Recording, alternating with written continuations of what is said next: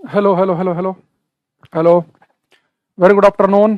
गौरव, रामपाल, दीक्षा, वो सभी को बहुत बहुत नमस्कार। क्लास लाइव होगी भाई, बताना एक बार, फिर रंगारंग कार्यक्रम शुरू किया जाएगा आज का। नितिन, कुलदीप कह रहे हैं सर कल मोटिवेशन बहुत किया। एक्चुअल में क्या है कल, पर वो थोड़े समय मैंने फिर हटा दिए थे फोटो। कई बार करना पड़ता भैया बच्चों को मोटिवेट। वैष्णवी, रितेश, अभिनीश, कुबेर, ये बच्चे कह रहे सर आज 2 घंटे की क्लास की। 2 घंटे का क्लास कहाँ है, 2:15 से 3:45, 1.5 घंटे की क्लास ही तो है। कुमारी, राहुल, प्रिंस, श्रेया, नवीन, रोहित। ओके। एक बच्चा कह रहा पीडीएफ, पीडीएफ में चेक करूंगा डली की नहीं डली है, बता देंगे कल तक। हाँ, राम राम एवरीबॉडी। और पिछली क्लास में हम बच्चे लाउडनेस की बात कर रहे थे, लाउडनेस की, ठीक है। तो हमने एक पढ़ा था कि किसी एरिया में कितना लाउडनेस है, लाउडनेस ऑफ साउंड, ध्वनि की प्रबलता, ध्वनि की प्रबलता। ये बच्चे मैंने पढ़ा था पिछली क्लास में कि हम डेसिबल में मेजर करते हैं, डीबी में, डेसिबल में। तो किसी एरिया में कितना लाउडनेस है उसे हम डेसिबल में मेजर करेंगे, ठीक है। अच्छा, दूसरी चीज, अगर मैं आपसे क्वेश्चन पूछूं कि जो मिनिमम लाउडनेस है, जो मिनिमम शोर है जिसे आप सुन सकते हैं, वो कितने डेसिबल का शोर है? Minimum loudness that can be here, न्यूनतम शोर जिसे सुना जा सकता है। तो सबसे कम शोर जिसे हम सुन सकते हैं वो कितना है आपको बताना है। Minimum loudness that can be here, न्यूनतम शोर जिसे सुना जा सकता है। एक बच्चा कह रहा है 40-45। अरे 40-45 तो काफी हो जाता है। निधि का भी वो सही आंसर है। मिनिमम लाउडनेस जिसे आप सुन सकते हैं वह बच्चे 0 डेसिबल, 0 डेसिबल मिनिमम लाउडनेस है जिसे आप सुन सकते हैं। यानी कि अगर किसी एरिया में 0 डेसिबल का शोर है तो उस समय भी बच्चे उसे भी सुना जा सकता है। 0 डेसिबल, 0 डेसिबल और उससे ऊपर के आप शोर को सुन सकते हैं। आशीष करें love from IIT Bombay, thank you. तो 0 डेसिबल से ऊपर किसी भी शोर को सुन सकते हैं, 10-20 डेसिबल नहीं, 0। अब मैं आपको थोड़ा सा लाउडनेस के 2-4 एग्जांपल से बताता हूं, आपको ज्यादा बढ़िया चीजें समझ में आएंगे। देखो यहां बड़े ध्यान समझना। अगर मैं आपसे बोलूं कि भाई अभी मैं आपसे बातचीत कर रहा हूं, तो बातचीत करते समय, आशीष भाई लव फ्रॉम आईआईटी बॉम्बे ले लिया हमने आपका प्यार। अगर मैं आपसे कहूं कि जब बातचीत हम करते हैं उस समय कितने डेसिबल का शोर होता है, तो बातचीत करते समय लगभग रहता है 50-55-60 डेसिबल का शोर। यानी अगर मैं आराम आराम से बातचीत कर रहा हूं आपके साथ, आप मेरे साथ बैठे, मान लो सामने अतुल, आशीष, सालू, रोहित, धर्मजीत बैठे बातचीत कर रहे हैं हम, और मैंने कहा भाई क्या हाल चाल है, पढ़ाई कैसी चल रही है, तो सभी पूछते हैं, दुनिया पूछते हैं चलो तुम ये बताओ तुम्हारे हाल चाल कैसे हैं। आपने कहा जी बढ़िया, मस्त, सही। तुम आराम आराम से बातचीत कर रहे हैं तो उस समय लगभग 50 डेसिबल का शोर होता है। लेकिन हम चिल्लाने लग जाएं, चीखने लग जाएं, तो चीखते चिल्लाते समय थोड़ा सा हो सकता है कि वो 55-58-60 के आसपास हो जाए। तो नॉर्मल कॉन्वर्सेशन में, सामान्य बातचीत करते समय जो लाउडनेस रहता है वो 50-60 के आसपास का रहता है। अगर मैं आपसे कहूं कि आपको बहुत अच्छी नींद चाहिए, बहुत बेहतरीन आप सुंदर नींद लेना चाहते हैं, तो उस समय लाउडनेस क्या होना चाहिए? आप कहेंगे सर जितना कम हो उतना बेहतरीन है, अच्छा सोना है तो कम से कम होना चाहिए। तो हम कहते हैं कि 30 डेसिबल से ज्यादा तो हो ही ना, 30 से अगर कम है तो बहुत अच्छी बात है।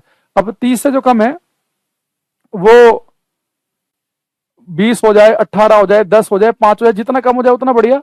पर अच्छी नींद के लिए, पीसफुल स्लीपिंग के लिए 30 डेसिबल से कम का शोर होना चाहिए। जब हम बातचीत करते हैं उसमें 50 डेसिबल के आसपास का शोर रहता है। इसलिए जब आप किसी रूम में सोना चाहते हैं और कोई व्यक्ति बातचीत कर रहा हो तो आप बड़े इरिटेट होते हैं, आप कहते हैं भाई साहब कल बात कर लेना, सोने दो। क्यों? सोने के लिए चाहिए 30 से कम का, और बातचीत करते समय पैदा हो रहा है 50-55 डेसिबल का, ठीक है। तो यहाँ पे एक चीज लिखेंगे हम, इसमें आप लिखेंगे सामान्य बातचीत में, नॉर्मल कॉन्वर्सेशन में, नॉर्मल कॉन्वर्सेशन में, सामान्य बातचीत में कितने डेसिबल का शोर पैदा होता है? सामान्य बातचीत में 50 से 60 डेसिबल के आसपास का लाउडनेस पैदा होता है। कितने डेसिबल का? सामान्य बातचीत में। अच्छी नींद लेनी है, पीसफुल स्लीपिंग। अच्छी नींद के लिए लाउडनेस होना चाहिए 30 डेसिबल का, 30 से कम का, बिलो 30। जितना कम होगा उतना अच्छा है, पर 30 से ज्यादा ना हो, बिलो 30 डेसिबल। तो पीसफुल स्लीपिंग के लिए 30 से कम होता है। बातचीत करते समय 50-60 डेसिबल के आसपास का लाउडनेस पैदा होता है। 0 डेसिबल वो मिनिमम लाउडनेस है जिसे आप सुन सकते हैं, ठीक है, 0। तो ये मत लिख देना पेपर में 5, 7, 10। देखो जब 0 डेसिबल का शोर भी होता है ना, उस समय भी आपके कान के पर्दे पर कुछ प्रेशर पड़ रहा होता है, कुछ प्रेशर। 0 डेसिबल का शोर जब आप सुनते हैं ना, उस समय आपके कान के पर्दे पर 20 माइक्रो पास्कल का प्रेशर होता है। प्रेशर पता आपको पास्कल में नापते हैं। अगर मैं आपको बताऊं कि एक एरिया में 0 डेसिबल का शोर है, तो अगर किसी एरिया में 0 डेसिबल का शोर है, यानी उस समय आपके कान के पर्दे पर कितना प्रेशर, कितना दाब पड़ रहा होता है, 20 माइक्रो पास्कल का। तो 0 डेसिबल शोर 20 माइक्रो पास्कल का प्रेशर है। ये निगेटिव भी हो सकता है डेसिबल। ये बच्चा कह रहा है कि निगेटिव हो सकता है, बिल्कुल हो सकता है निगेटिव। तो 0 डेसिबल जो लाउडनेस है, 0 डेसिबल का जब शोर आप सुनते हैं, तो उस समय 20 माइक्रो पास्कल का प्रेशर आपके कान के पर्दे पर पड़ रहा होता है। तो ये मत समझना कि 0 डेसिबल तो सुनना ही चाहिए। 0 डेसिबल का शोर भी है, तब भी कान के पर्दे पर कुछ प्रेशर है, पर वो बहुत ही कम है, इसलिए हमने उसे 0 डेसिबल कह दिया। तो 0 डेसिबल का शोर होता है 20 माइक्रो पास्कल। माइक्रो का मतलब होता है 10 की पावर -6। आप इसे लिख सकते हैं 20 गुणा 10 की पावर -6 पास्कल, ये लिख सकते हैं आप इसे। तो 0 डेसिबल का शोर सुनते समय कान के पर्दे पर कितना दाब पड़ता है, तो आपके सामने ये रहा फिगर। ये अपने ज्ञान के लिए याद कर सकते हैं आप। जब आप समय बोल रहा हूं कि 0 डेसिबल का शोर है, तो कितना प्रेशर कान के पर्दे पे पड़ रहा है, इतना। या इसी चीज को आप ऐसे भी लिख सकते हैं 2 गुणा 10 की पावर -5 पास्कल का प्रेशर 0 डेसिबल पे। अगर कहीं पे 10 डेसिबल हो जाए, 10 डेसिबल, यानी कि अगर आपने 10 डेसिबल का शोर बढ़ा दिया, तो पता क्या होता है, अगर किसी एरिया में 0 की जगह 10 डेसिबल हो गया, 10 डेसिबल, तो इसका मतलब बच्चे ये है, अगर किसी एरिया में 10 डेसिबल का शोर हो गया, आपने इधर 10 डेसिबल बढ़ाए, तो आपके कान के पर्दे पर पहले से 10 गुना ज्यादा प्रेशर पड़ने लगेगा। यानी अब आपके कान के पर्दे पर पड़ेगा 2 गुणा 10 की पावर -4 पास्कल का प्रेशर, क्योंकि गुणा पावर एक 10 गुना बढ़ जाएगा, तो 10 गुना के लिए एक पावर घटानी पड़ेगी ना, नेगेटिव में। तो यानी कि अगर मैं आपसे बोलूं कि अगर 0 से 10 डेसिबल का शोर हो जाए, 10 डेसिबल, 10 डेसिबल किसी एरिया में शोर बढ़ गया, तो एक्चुअल में आपके कान के पर्दे पर 10 गुना ज्यादा प्रेशर पड़ने लगेगा। ऐसे अगर मैं बोल दूं कहीं पे -10 डेसिबल का शोर है, -10 डेसिबल का, तो -10 का मतलब क्या है कि अब यहां पे समझो कि 0 डेसिबल है 2 गुणा 10 की पावर -5 पास्कल। अगर 10 डेसिबल शोर कम हुआ, तो यानी कि प्रेशर भी 10 गुना कम पड़ने लगेगा। तो उस समय आपके कान के पर्दे प्रेशर पड़ेगा 2 गुणा 10 की पावर -6 पास्कल का। तो हर 10 डेसिबल बढ़ने पर प्रेशर 10 गुना बढ़ता है, हर 10 डेसिबल घटने पर प्रेशर 10 गुना घटेगा, और 10 गुना डेसिबल बढ़ने पर प्रेशर 10 गुना बढ़ेगा। तो ये डेसिबल जो है नेगेटिव भी हो सकते हैं, -10 डेसिबल, -20, ठीक है। तो आप समझ गए बात को। अगर मैं आपसे कह रहा हूं कि किसी एरिया में 0 डेसिबल का शोर है, तो उस समय आपके कान के पर्दे पर कितना प्रेशर पड़ रहा है, 2 गुणा 10 की पावर -5 पास्कल का प्रेशर। हर 10 डेसिबल बढ़ेंगे तो प्रेशर 10 गुना बढ़ेगा। तो 10 डेसिबल पे कितना प्रेशर पड़ेगा कान के पर्दे पर, 2 गुणा 10 की पावर -4। 20 डेसिबल पे कितना पड़ेगा, 3 गुणा 10 की पावर -3, सॉरी 2 गुणा 10 की पावर -3। अरे क्या लिख रहा हूं मैं, 30 डेसिबल पे कितना हो जाएगा, 10 बढ़ेंगे, 2 गुणा 10 की पावर -2, 10 बढ़ा दो, 40 डेसिबल पे प्रेशर कितना पड़ेगा, 2 गुणा 10 की पावर -1 पास्कल। 50 डेसिबल पे कितना पड़ेगा, 2 पास्कल का। 60 डेसिबल पे कितना पड़ेगा, 20 पास्कल का। तो ऐसे हर 10 यहां इधर 10 ऐड करते रहो, इधर 10 गुना बढ़ता रहेगा, ठीक है। अच्छा, तो ये थोड़ा सा समझाने के लिए था। वापस आ जाते हैं यहां पर। अभी हमने क्या पढ़ा, जो मिनिमम शोर है जिसे हम सुन सकते हैं मिनिमम, वो 0 डेसिबल का है। अच्छी नींद के लिए 30 डेसिबल से कम का शोर होना चाहिए। सामान्य बातचीत करते समय 50-60 डेसिबल का। तो अगर इस बच्चे मैंने 50 से 60 डेसिबल कर दिया, 50 से 60। अरे भाई एक से एक बुद्धिहीन बच्चे हैं, क्या करें इन बच्चों, कह रहा जी नेगेटिव। अरे भैया बताया तो, अगर 0 डेसिबल का शोर है तो उस समय इसका मतलब है कि आपके कान के पर्दे पर 2 गुणा 10 की पावर -4 पास्कल का प्रेशर पड़ रहा है। तो -10 डेसिबल कह रहे हैं कि इस और भी कम प्रेशर हो जाएगा कान के पर्दे पर, 2 गुणा 10 की पावर -6 हो जाएगा। तो हर 10 डेसिबल अगर आप जीरो जीरो, तो हमने एक रेफरेंस लाइन ले ली कि अगर मेरे कान के पर्दे पर इतना प्रेशर पड़ रहा हो तो मैं उसे 0 कह रहा हूं। कोई ऐसा एब्सोल्यूट वैल्यू नहीं है। मैंने कह दिया भाई, जैसे मान लो कि एक आइडियल हमने हाइट कहा कि भाई अगर कोई बंदा 5 फीट से कम का है तो छोटा कहा जाएगा, तो हो सकता है किसी और कंट्री वाले 6 को मान ले। हमने कहा कि भाई जब कान के पर्दे पर इतना प्रेशर पड़ रहा तो उसे 0 कह रहे हैं हम, 0। तो अगर 10 गुना ज्यादा प्रेशर पड़ने लगा, पहले से आपके कान के पर्दों पर ज्यादा प्रेशर पड़ रहा है, किसी भाई जब साउंड सुनते हैं आप तो साउंड आपके कान के पर्दे पर टकराता है, ईयर ड्रम पे टकराता है, तो कान के पर्दे पर एक प्रेशर फील करते हैं आप। तो अगर 10 गुना ज्यादा प्रेशर हो गया तो आपने उसे 10 डेसिबल शोर कह दिया, 10 गुना और बढ़ गया तो 20 कह दिया, 10 गुना और कर 30 कह दिया। ऐसे ही अगर मैं मान लो आपसे कह रहा हूं कि अगर प्रेशर जो है वो 10 डेसिबल -10 डेसिबल का मतलब है कि उस समय आपके कान के पर्दे पर इतना प्रेशर डल रहा है। नहीं यार असल में कोई बात नहीं, छोड़ो इसे, इसकी कोई जरूरत नहीं है, मैं इसे हटा देता हूं, खत्म करो। ठीक, अब यहां जाओ, उसकी जरूरत ही नहीं है। अब आप ये समझ लो कि 20 आप 50-60 डेसिबल को फील करो कि 50-60 डेसिबल शोर क्या है। जो बातचीत करते समय जो शोर होता है वो 50-60 डेसिबल का है। यानी आपने किसी व्यक्ति की आवाज सुनी और आपके कान के पर्दों पर उस आवाज से जो दाब पड़ रहा है, जो प्रेशर पड़ रहा है, उसमें 50-60 डेसिबल का शोर है। अच्छी खासी नींद चाहिए आपको, तो जो आप बोल रहे हैं उस बोलने वाली आवाज से कम आवाज होनी चाहिए, तो बिलो 30 हो गया। इसके अलावा ये बताया मैंने आपको कि अगर 50-60 डेसिबल सुनने वाला है, 70 डेसिबल और ज्यादा हो जाएगा, 80 और। देखो भली 60 से 70 डेसिबल 10 डेसिबल बढ़ेगा, पर प्रेशर तो पहले से 10 गुना ज्यादा बढ़ने लगेगा, 70 से 80 और ज्यादा हो जाएगा। अगर मैं आपके कान के पास 85 डेसिबल से अधिक का शोर कर दूं, अब आपके कान बहुत भयंकर इरिटेट होने लगेंगे।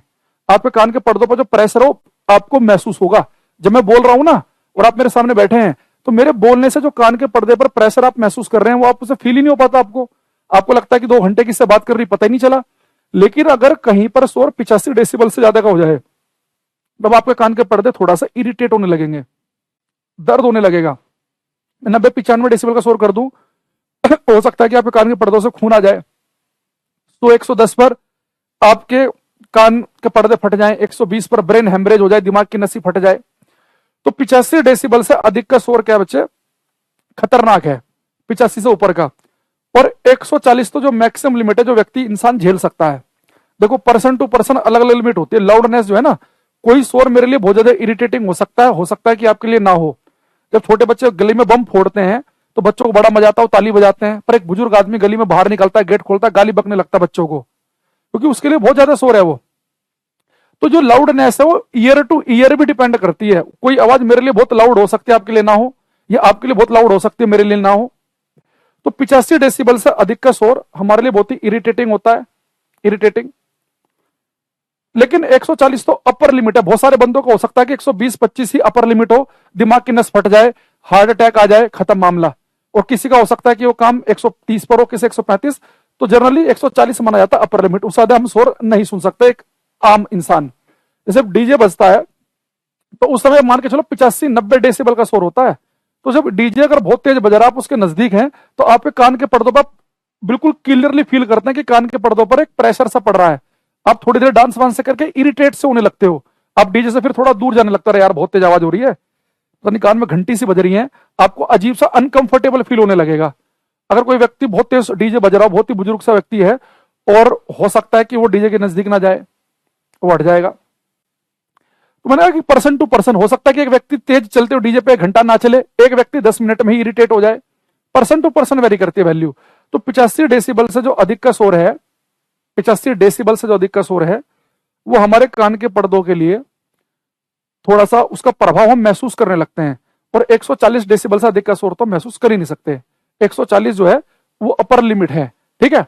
एक बच्चा कह रहा है जी 2000 कैसे है? भाई 2000 किसने बताया तुम्हें? लाउडनेस जिस शोर को आप सुन सकते हैं 85-90 से ऊपर वाला मामला खतरनाक है, 140 तक से ऊपर तो आप सुन ही नहीं पाओगे।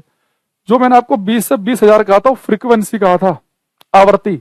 यानी जो साउंड आप सुन रहे हो वो साउंड जब जिस मीडियम में चलेगा, अगर उस मीडियम के पार्टिकल 1 सेकंड में जितनी बार वाइब्रेट करेंगे तो फ्रीक्वेंसी होती है। आप फ्रीक्वेंसी को लाउडनेस को आपस में मर्ज कर रहे हैं। देखो मुझे समझ में आ गया आपको दिक्कत कहां आ रही है। हाँ देखो पहले एक लाइन लिख लो फिर समझाता हूं। लिखेंगे hearing damage, hearing damage may occur above 85 decibel, above 85 decibel, but maximum sound, but maximum loudness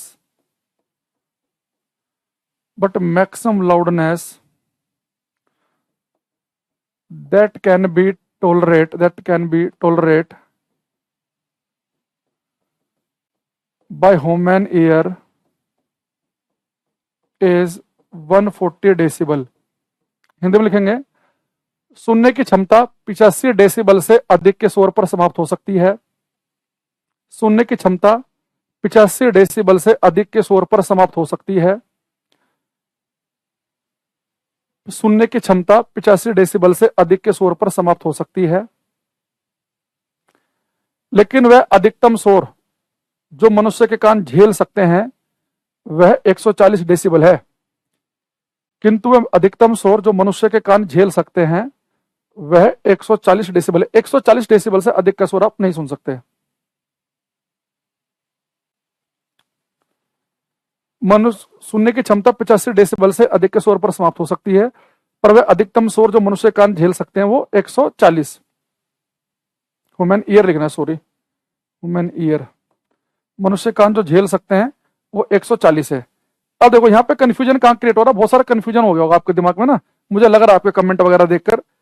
चलो यहाँ पे देखो मैं दोबारा से कोशिश करता हूँ समझाने की। अब दिक्कत यह है ना, तुम लोगों को एक चीज को समझने के लिए चाहिए भी आधा घंटा, और फिर तुम कमेंट भी करते हो बैच कब खत्म होंगे, कितनी क्लास चलेंगी। देखो अब ये समझो, जैसे मैंने कहा हेलो, अब मेरे मुंह से बच्चे जो साउंड चल रहा है ये, भाई कुलदीप क्यों खून पी रहा है तू अपना क्लास बंद कर दे, तेरा बैच खत्म हो गया आज ही, ठीक है। अब मैंने बोला हेलो, अब ये जो साउंड हवा में चल रहा है इस साउंड की एक फ्रीक्वेंसी होगी। जब ये साउंड मीडियम में चलेगा, जब ये साउंड माध्यम में चलेगा, तो मीडियम के पार्टिकल 1 सेकंड में जितनी बार हिलेंगे वो तो फ्रीक्वेंसी है, वो फ्रीक्वेंसी है। मैंने कहा हेलो, तो मैंने हेलो बोला और ये साउंड जो है हवा में चल रहा है। अब मीडियम के पार्टिकल 1 सेकंड में जितनी बार हिलेंगे वो फ्रीक्वेंसी होगी। मान लो मीडियम के पार्टिकल 1 सेकंड में हिल रहे हैं 200 बार, तो फ्रीक्वेंसी हो गई 200। अब मान लो मेरे मुंह से जो आवाज निकल रही है, मान लो इसकी फ्रीक्वेंसी 200 है, 200 हर्ट्ज। मैंने कहा हेलो, फ्रीक्वेंसी कितनी है 200, यानी पार्टिकल 1 सेकंड में 200 बार हिल रहे हैं। अब मैंने कहा हेलो, अब मैं थोड़ा लाउड बोल रहा हूं चिल्लाकर, तो ये लाउडनेस बढ़ी, फ्रीक्वेंसी अब हो सकता है अभी भी 200 ही हो। जब साउंड मीडियम में चल रहा होगा, मीडियम के पार्टिकल अभी भी 1 सेकंड में 200 बार हिल रहे हैं, लेकिन पहले वो हिल रहे थे ऐसे, उनका एम्पलीट्यूड कम था, 1 सेकंड में 200 बार हिल रहे थे, और अभी भी 1 सेकंड में 200 बार हिल रहे हैं, पर उनका एम्पलीट्यूड ज्यादा है। अब आपको ज्यादा लाउडनेस, ज्यादा लाउड साउंड सुन रहा है। पिछली क्लास में बताया था ना आपको मैंने कि लाउडनेस एम्पलीट्यूड पर डिपेंड करती है, एम्पलीट्यूड पर, आयाम पर निर्भर करती है। यानी कि सेम फ्रीक्वेंसी का अलग अलग लाउडनेस हो सकती है।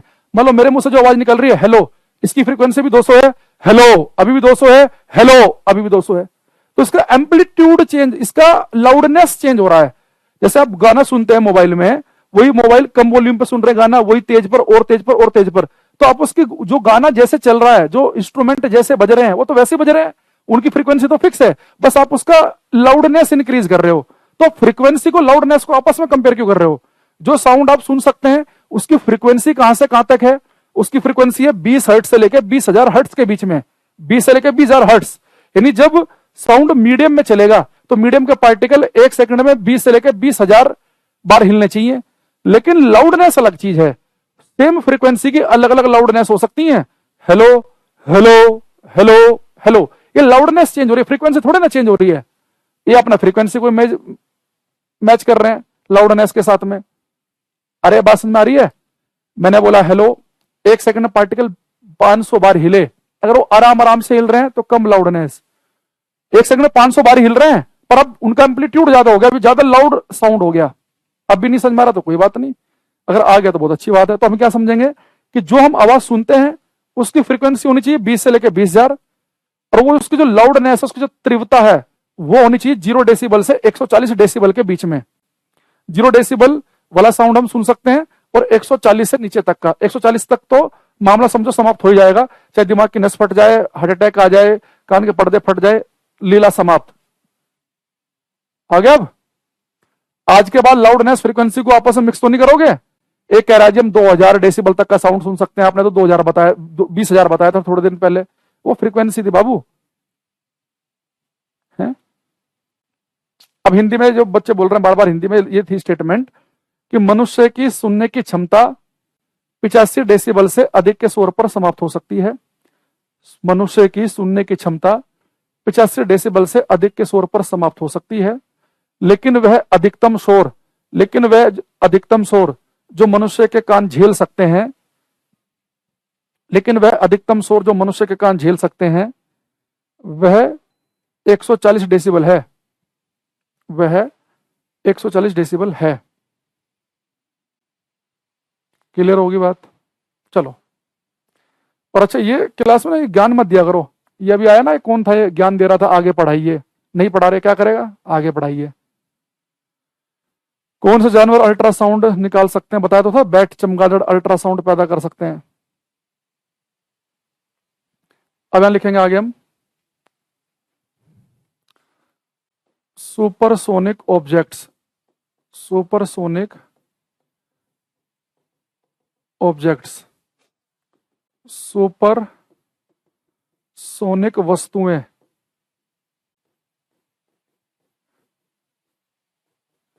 सुपरसोनिक। देखो अभी हमने कुछ सुना था इससे पहले क्लास में, इंफ्रासोनिक, अल्ट्रासोनिक। इंफ्रासोनिक अब सर्वे क्या था, वो साउंड जिसकी फ्रीक्वेंसी 20 हर्ट्ज से कम है, जो नहीं सुनेगा, जिसे हाथी, गैंडे, वेल, मछलियां सुन सकते हैं। अल्ट्रासोनिक परा सर्वे जिसकी फ्रीक्वेंसी 20,000 से ज्यादा है, जो बैट जनरेट करते हैं, जिसे कुत्ते बिल्ली सुन सकते हैं, जिसे हम काम ने यूज किया था सोनोग्राफी में। ठीक है सर, एनिमल की लाउडनेस के टॉलरेंस। भाई भाई थोड़ा बुद्धि का हरा फुल्का यूज किया करो, तुम कंपटीशन की तैयारी कर रहे हो, हर एक जानवर के लिए लाउडनेस की लिमिट अलग अलग होगी। एक कपिल ने 20 बार कमेंट लिख दिया, मैं जान पूछ के नहीं पढ़ना चाह रहा, फिर कुछ ना कुछ लिख देगा हर 2 मिनट में। भाई थोड़ा बहुत बुद्धि भगवान ने दी होगी, उसका यूज किया करो, हर चीज लिखने की जरूरत नहीं है क्लास में। तो सुपरसोनिक हमने इंफ्रा सुना, अल्ट्रा पढ़ा, इंफ्रा अल्ट्रा, अब है सुपरसोनिक। तो सुपरसोनिक शब्द हम कब यूज करते हैं उससे समझो।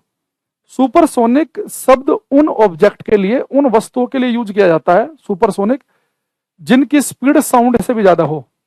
अभी मैंने अभी यूट्यूब पे परसों क्लास ली थी अपने, तो मैंने वेव वाले क्वेश्चन कराए थे, तो उसमें क्वेश्चन था बिल्कुल सिंपल, रेलवे ग्रुप डी का प्रीवियस ईयर का, अगर किसी वस्तु की स्पीड साउंड से भी ज्यादा हो, कोई वस्तु आवाज से भी तेज चलती हो, तो क्या कहलाएगी, सुपरसोनिक। जैसे आपको पता है साउंड की एयर में स्पीड है लगभग 340 मीटर पर सेकंड, यानी एक सेकंड में लगभग जो है, एक सेकंड में आप ये मान के चलो कि एक सेकंड के अंदर 340 मीटर साउंड चल लेता है एक सेकंड में, 340। अगर कोई वस्तु साउंड से भी तेज चल रही है, यानी कि एक सेकंड में 340 मीटर से अधिक दूरी तय कर ले, उसे हम क्या कहते हैं बच्चे, उसे हम कहते हैं सुपरसोनिक ऑब्जेक्ट। जैसे कि सुपरसोनिक ऑब्जेक्ट में आपने बड़ी मिसाइलों का नाम सुना होगा कि मिसाइल सुपरसोनिक है, ये साउंड से भी तेज चलती है। उसके अलावा एक क्वेश्चन आता है कि पेपर में, आपने राफेल विमान सुना होगा, वो भी सुपरसोनिक है, वो भी साउंड से तेज चलता है। भारत के पास एक इंडिजीनस स्वदेशी विमान है तेजस, वो भी सुपरसोनिक है, वो भी साउंड से तेज चलता है। तो साउंड से तेज, आवाज से भी तेज, यानी मैंने बोला हेलो, मेरी हेलो आपके पास तक ना पहुंचे, पर उससे पहले ही मिसाइल आपके पेट में जाकर लग जाए, वो तो मिसाइल सुपरसोनिक, जो आवाज से भी तेज चलेगी। तो इसमें हम सुपरसोनिक ऑब्जेक्ट वो होते हैं जो साउंड से भी तेज चलने। तो हम लिखेंगे सुपरसोनिक ऑब्जेक्ट्स आर दोज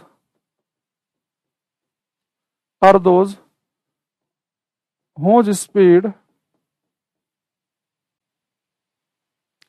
होज तो गलत हो जाएगा, supersonic object are those objects, supersonic objects are those objects which move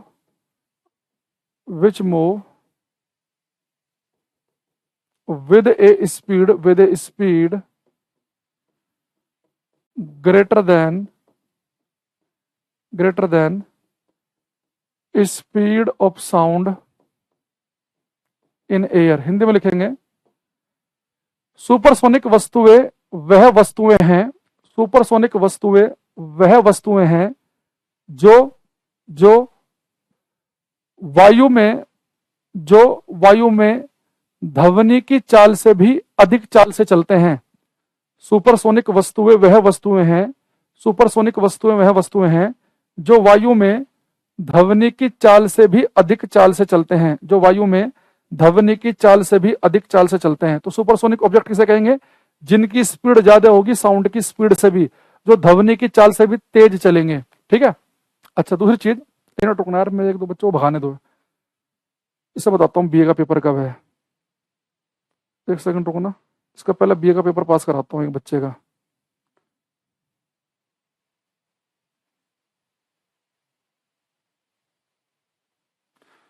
ये बच्चा कह रहा है सर 50 डीबी में डीबी क्या है? पिछली क्लास देख के आओ, टाइम मत खराब करो यहाँ हमारा। अब जैसे बच्चे एक सुपरसोनिक ऑब्जेक्ट में एक एग्जांपल ले लेता हूं मैं, बड़ा फेमस, ये है ब्रह्मोस मिसाइल। ये बड़ी आजकल पिक्चर में चल रही है, सुना होगा ना आपने। अभी भारत में ये अभी एक मिसाइल, ब्रह्मोस मिसाइल पाकिस्तान में छोड़ दी और बाद में बोल दिया जी गलती होगी, सॉरी सॉरी सॉरी। तो खैर बोला नहीं, बोला यार गलती से होगी, हो गया, जो करना कर लो। ये है ब्रह्मोस, ब्रह्मोस। तो ब्रह्मोस मिसाइल के बारे में आपको कुछ बातें पता होनी चाहिए। देखो, पहला, ब्रह्मोस मिसाइल जो है किसने मिलकर बनाई है? भारत और रशिया ने मिलकर बनाई है। ये भारत और रशिया ने, ठीक है। दूसरी चीज, इससे क्वेश्चन आता है कि ब्रह्मोस की जो रेंज है वो कितनी है, इसकी परास, ये अधिक से अधिक कितना दूर जाकर उड़ा सकते चीजों को। तो जो ब्रह्मोस है बच्चे, इसकी जो शुरुआत में जो रेंज थी वो तो थी 290 किलोमीटर, 290 किलोमीटर थी इसकी इनिशियल जो थी ना, अर्लियर शुरुआत में जो उसकी रेंज थी वो 290 किलोमीटर थी। अभी हमने से कुछ टेस्ट किए हैं 400 प्लस वाले भी, अभी हम इसके रेंज को बढ़ाकर 800 किलोमीटर तक करने की कोशिश कर रहे हैं। तो हमारा जो टारगेट है, टारगेट क्या है अभी इसकी रेंज को करने का? अप टू 800 किलोमीटर, इसके ऊपर हम टेस्ट कर रहे हैं लगातार। शुरुआती जो रेंज थी इसकी वो 290 किलोमीटर की है। अभी जो हमारा टारगेट है अप टू 800, हम चाह रहे हैं कि इसे थोड़ा सा मॉडिफाई करके इसकी रेंज को 800 किलोमीटर तक लेकर चला जाए। ठीक है। उसके अलावा एक क्वेश्चन आता है कि ब्रह्मोस का नाम किसके नाम पर रखा गया? तो ब्रह्मोस का नाम रखा हमने दो नदियों के नाम पर। एक भारत की नदी है ब्रह्मपुत्रा, उससे हमने ब्रहा शब्द लिया है।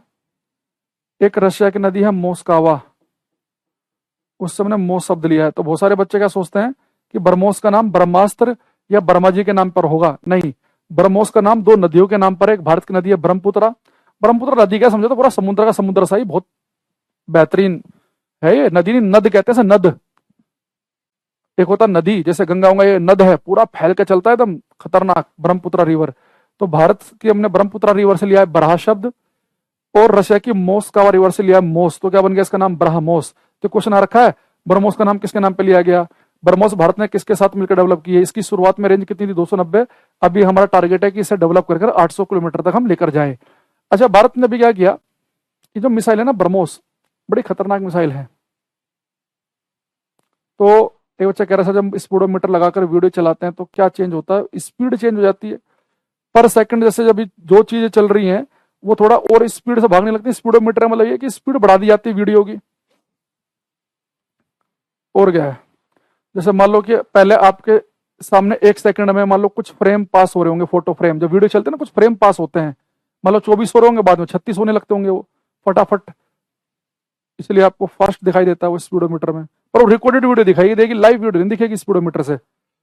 अब भारत ने एक मिसाइल छोड़ी, वो पाकिस्तान के मियां चुन्नू इलाके में जाके गिरी, पाकिस्तान के अंदर 125 किलोमीटर के आसपास। अब इसमें बड़े चीजें निकली कि क्या गलती से हुआ, क्या केवल टेस्ट करने के लिए था कि क्या पाकिस्तान, अगर उसके एरिया में ब्रह्मोस मिसाइल हम छोड़ दें, क्या पाकिस्तान के रडार इतने कैपेबल हैं कि ब्रह्मोस को पकड़ लें? क्या पाकिस्तान के पास ऐसी कैपेसिटी है कि रास्ते में डिटेक्ट करके इसे उड़ा दे? बहुत सारी चीज हमने की और युद्ध भी ना छेड़े, इसलिए हमने इसके ऊपर कोई वार हेड भी नहीं लगाया, कोई हथियार भी नहीं लगाए, बस सिंपली एक मिसाइल छोड़ दी। हम केवल और केवल जो था वो ये चेक करना चाह रहे थे कि उनका रेस्पॉन्स कैसा है। कुछ लोग कह रहे हैं कि हो सकता है गलती से भी हुआ हो, तो इसमें बहुत सारी थ्योरीज निकल के आ रही हैं। तो एक्चुअल में क्या है कि ब्रह्मोस बहुत ही फास्ट मिसाइल है, साउंड से भी तेज चलती है। इसे डिटेक्ट करना ऐसी, हमें पता है कि पाकिस्तान के पास इतने अच्छे रडार नहीं, चाइनीज रडार लिए बैठा है वो, कि ऐसे रडार की जो से डिटेक्ट कर लें और रास्ते में फिर वो ऐसे कि उस रास्ते में काट भी दे मिसाइल को, डिटेक्ट कर भी लेंगे। तो उनके पास ऐसी टेक्नोलॉजी नहीं है कि ब्रह्मोस को रास्ते में उड़ा दें। तो केवल एक संदेश देने के लिए था पाकिस्तान को कि बेटा अंदर घुस भी जाएंगे 100-150 किलोमीटर, तुम कुछ कर भी नहीं पाओगे। दूसरा, अब ये जो डेफिनेशन है होगी पुरानी, कि जो चीजें साउंड से तेज चलती है वो ब्रह्मोस वो सुपरसोनिक कहलाती हैं। आजकल कैसे आता है, आजकल थोड़ा टेक्निकल लैंग्वेज में आती है चीजें। देखो, अगर किसी मिसाइल की स्पीड को मैं लिख रहा हूँ वी से, स्पीड ऑफ मिसाइल, या कोई ऑब्जेक्ट भी ले लो आप, मैं मिसाइल का एग्जांपल लेके बता रहा हूँ। किसी मिसाइल की स्पीड को मैं कह रहा हूँ वी, तो अगर किसी मिसाइल के बच्चे जो स्पीड है अगर वो ज्यादा हो जाए किससे, 1.2 मैक से, अगर कोई मिसाइल 1.2 मैक से तेज भागे, वो कहलाती है सुपरसोनिक। अब आप कहेंगे मैक क्या बला आ गया बीच में। अगर आप डिटेल में समझना चाहते हैं तो हम उस मिसाइल को सुपरसोनिक कहते हैं जिस मिसाइल की स्पीड 1.2 से लेके 5 मैक के बीच में हो। अगर कोई मिसाइल की स्पीड 1.2 से लेके 5 मैक के बीच में हो, ये बच्चा कह रहा ब्रह्मोस की रेंज 290 किलोमीटर का मतलब ये कि 1 सेकंड में 290 किलोमीटर जाएगी। अरे भैया, अगर 1 सेकंड में 290 किलोमीटर जाएगी संजना, फिर वो उसकी स्पीड हो जाएगी 200 किलोमीटर पर सेकंड। इसकी रेंज 290 किलोमीटर का मतलब ये है कि आपने इसे यहां से छोड़ा तो अधिक से अधिक कितने दूर के टारगेट को उड़ा सकते हैं 290 किलोमीटर वाले को। असिस्टेंट ऑपरेटर वाले बच्चे से कर लें, पर फिर भी अगर आपके पास साइंस स्पेशल बैच है तो ज्यादा अच्छा है। इसकी रेंज है कि यहां से छोड़ेंगे तो अधिक से अधिक कितने दूर तक के टारगेट को उड़ा देगी, 290 किलोमीटर दूर तक के टारगेट को। अच्छा, तो ब्रह्मोस की जो स्पीड है वो है 1.2 से लेके 5 मैक तक की। अच्छा, ये हमारे पास जो है ना ब्रह्मोस मिसाइल, हम कहते हैं क्रूज मिसाइल। क्रूज मिसाइल वो होती हैं जो छोटी रेंज की होती हैं, अच्छी खासी स्पीड से चलती हैं और कम हाइट पे चलती हैं। रडार के लिए इन्हें डिटेक्ट करना मुश्किल होता है। हमारे पास लंबी रेंज की मिसाइलें भी हैं जो ज्यादा दूर दूर जाएंगी, वो है अग्नि सीरीज। अग्नि 5 5000 किलोमीटर तक जा सकती है। उसे बोलते हैं इंटर कॉन्टिनेंटल मिसाइल, जो अंतर महाद्वीप है, जो एक महाद्वीप से दूसरे महाद्वीप तक चली जाए। तो हमारे पास लंबी रेंज वाली में अग्नि सीरीज है। वो क्या होती है, वो होती है बैलिस्टिक मिसाइल, जो ज्यादा हाइट पर चलती है, क्योंकि ज्यादा लंबी दूरी तय करनी है तो रास्ते में किसी से टकरा ना जाए, किसी पहाड़ वगैरह से, तो उनकी हाइट भी ज्यादा होती है, वो ज्यादा हाइट पर चलती है। लंबी रेंज की मिसाइलें होती है बैलिस्टिक, जो लंबी दूरी तय करने वाली होती है। क्रूज मिसाइल है ये, ठीक है। फिर मिसाइल नष्ट हो जाएगी एक बार छोड़कर। मिसाइलों के अंदर इनके टारगेट पूरे चीजें कोऑर्डिनेट वगैरह सेट रहते हैं, वो वहीं पे जाके टकराती है अपने जहां पे भी इन्हें टकराना है, यानी कि अपने मन से बस कहीं भी जाके गिर गई हैं, ठीक है। हाँ बिल्कुल आएंगे, शीतल आ सकते हैं। तो ब्रह्मोस मिसाइल वो मिसाइल जिसकी स्पीड 1.2 से लेके 5 मैक के बीच में हो, वो कहलाती है सुपरसोनिक।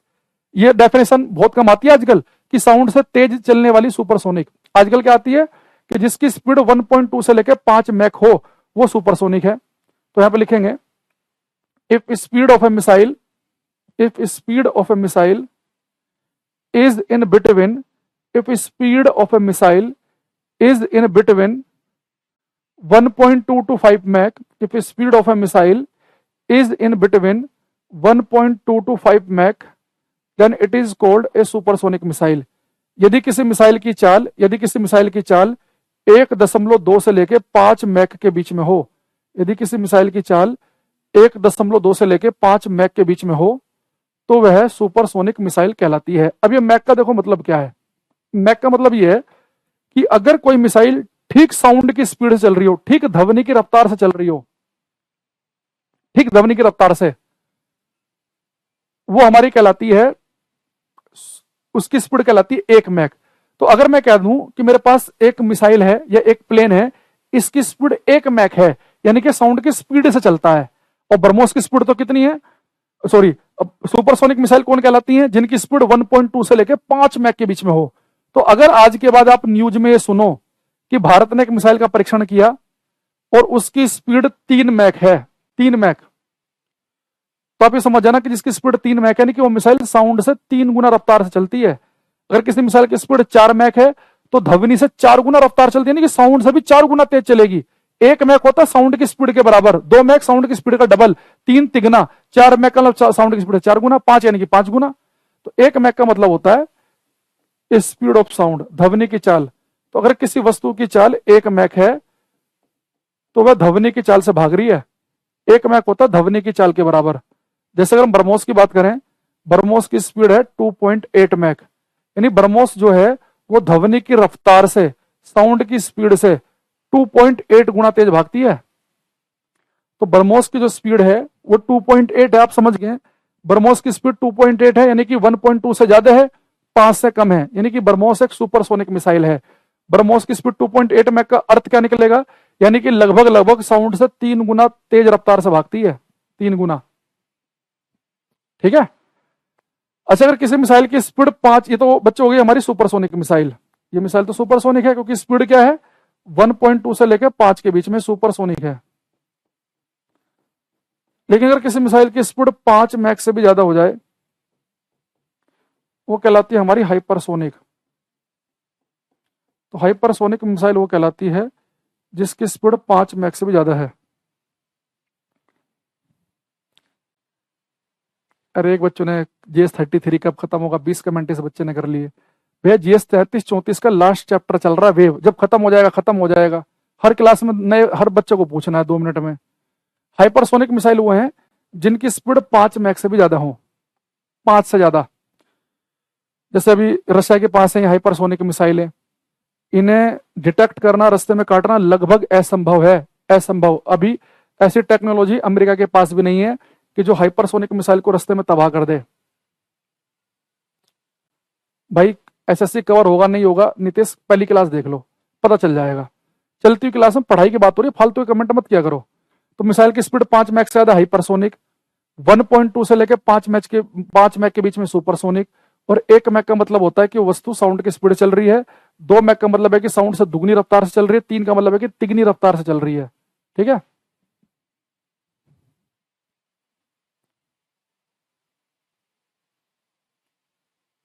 हम्म। इंडिया के पास अभी हाइपरसोनिक मिसाइल नहीं है। इंडिया ब्रह्मोस 2, इसका इसे सुपरसोनिक को हाइपरसोनिक मिसाइल में डेवलप करने के लिए काम कर रहा है।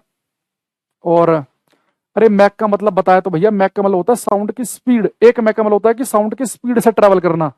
मिसाइल की स्पीड 1 मैक यानी कि वो साउंड की स्पीड से चल रही है वो। हम्म।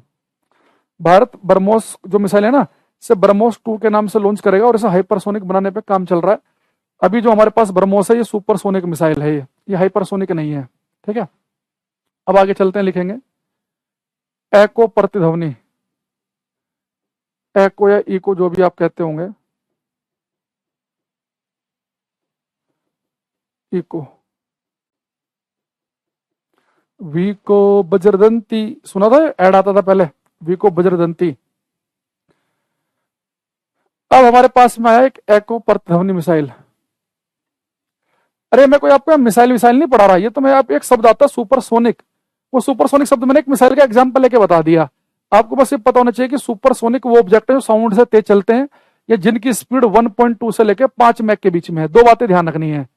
ब्रह्मोस के बारे में एक दो क्वेश्चन आ रखे हैं कि रसिया की हेल्प से बना रखा है, या इसके बारे में एक क्वेश्चन ये भी आ रखा है कि ये किन नदियों के नाम पर मिलकर बनाई गई है। ऐसे ऐसे दो चार बातें।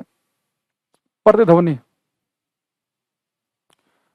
देखो इको क्या है, जैसे मान लो आप कभी पहाड़ी एरिया में जाओ और वहां पे खड़े होकर चिल्लाओ हेलो, तो आपकी आवाज आएगी पहाड़ पर टकरा के, फिर वापस दोबारा सुनेगी आपको। आपने बोला एक बार है, पर वो टकरा के पहाड़ से दोबारा आपको सुनेगी, और माहौल ऐसा बनेगा हेलो हेलो, या one one one two two two two. होता ना, कई बार आवाजें रिपीट होती हैं पहाड़ी क्षेत्रों में, या गांव में आपने देखो गहरा सा कुआं हो, बच्चे कई बार उसके अंदर चिल्लाते हैं ओए, आवाज आएगी ओए, वापस फिर मजा आता है, फिर हम करते हैं ऐसे टिंकू, फिर इधर से आएगा टिंकू, ऐसे। तो बच्चे ऐसे मजे करते हैं कई बार। तो जो आपने बोला एक बार और आपकी आवाज जो रिपीट होकर आई,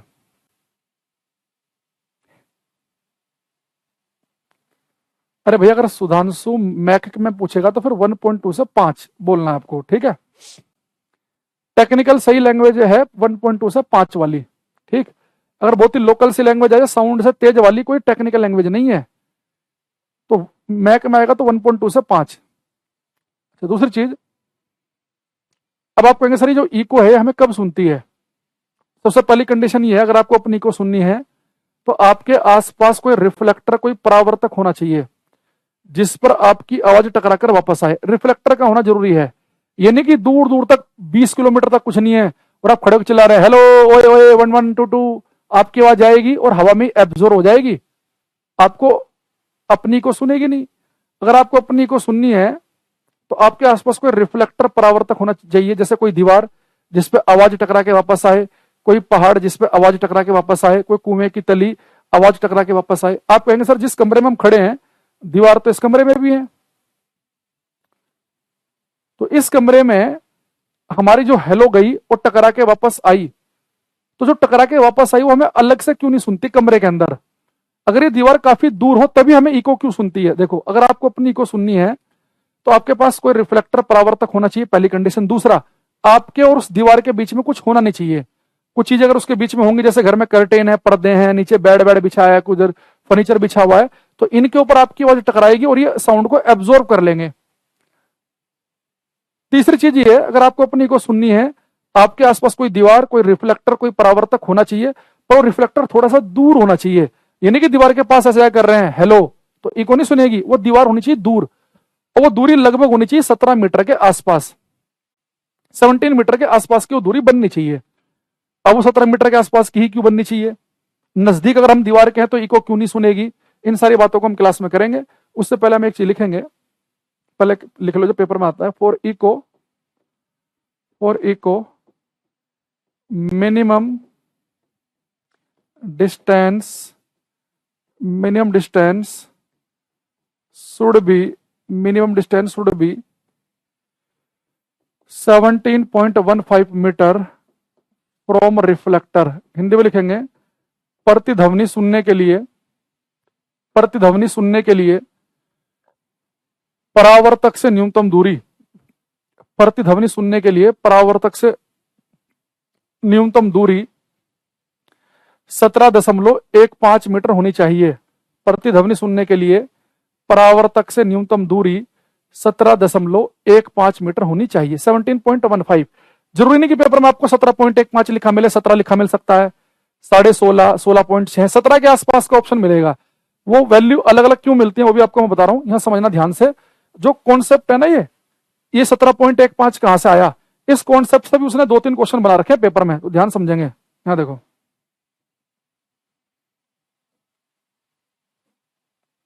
ये बच्चे मान लो हमारे सामने कोई दीवार है एक, और आप यहां पर खड़े हैं, आपने बोला हेलो, ये आपकी हेलो दीवार पर टकराई, तो जो हेलो आप बोलेंगे भाई वो तो आपको सुनेगी। आपने कहा हेलो, ये तो सुन ही रही है, पर एक जो दीवार से टकरा के वापस आई, ये आप चाह रहे हैं कि आपको ये भी अलग से सुने, यानी माहौल ऐसा बने हेलो हेलो। देखो ऐसा माहौल कब बन सकता है? सबसे पहले आप एक चीज समझो, जैसे मुझे यहाँ पे 2 हेलो अलग अलग सुननी है, हेलो हेलो यानी ओरिजिनल साउंड, और जो टकरा के वापस आए दोनों अलग सुनना है। ऐसा बच्चे संभव केवल तभी है। उससे पहले एक बात समझनी पड़ेगी आपको कि हमें 2 शब्द अलग अलग सुनते कब हैं। मैंने कहा A B Z T M O, आपको सारे शब्द अलग अलग सुन रहे हैं? हाँ जी हर्षवर्धन जी, आपको सारे शब्द सुन रहे हैं अलग अलग। आपको बच्चे 2 शब्द 1 5 बी जेड, 2 शब्द आपको पता अलग अलग कब सुनते हैं?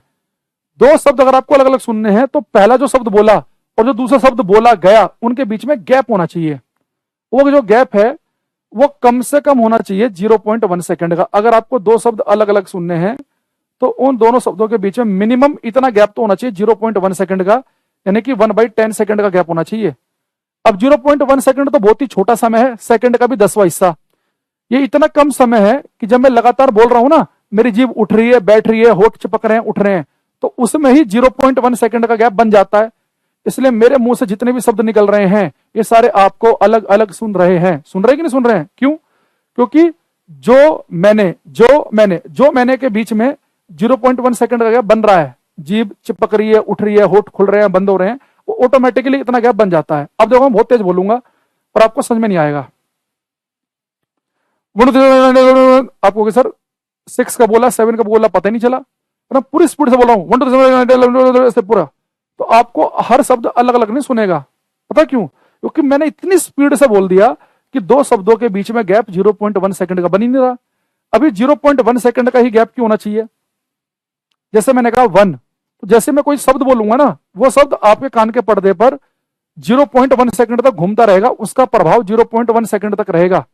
अगर मैंने 0.1 सेकंड से पहले ही दूसरा शब्द बोल दिया तो पहले शब्द का प्रभाव तो खत्म नहीं हुआ, दूसरा और आ गया, तो दोनों आपस में मर्ज हो जाएंगे, आप उन्हें अलग अलग महसूस नहीं कर पाओगे।